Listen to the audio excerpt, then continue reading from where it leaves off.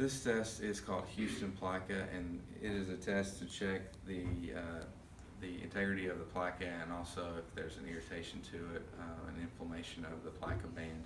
The plica is a piece of tissue that is going to be typically on the medial aspect, anterior medial aspect of the knee.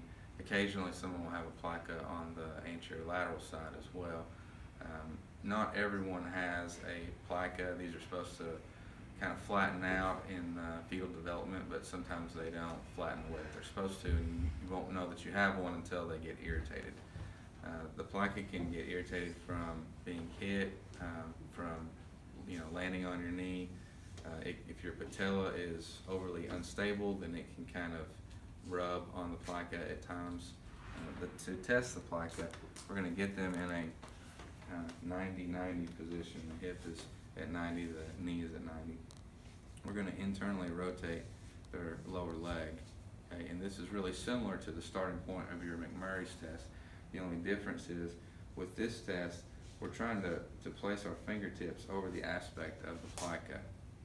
Okay? And at the same time, we're applying a valgus stress not to the knee itself, but to the patella.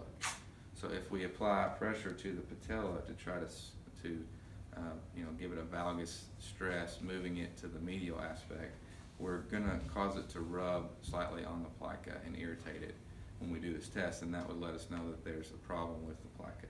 The fingertips on the area will sometimes feel some popping, okay, and also they'll tell you, yeah, the pain is right underneath my fingertips when you do this test.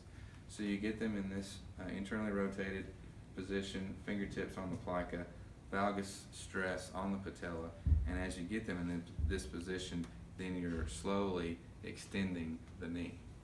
Okay. With McMurray's, you're getting in a position where you're doing more flexion.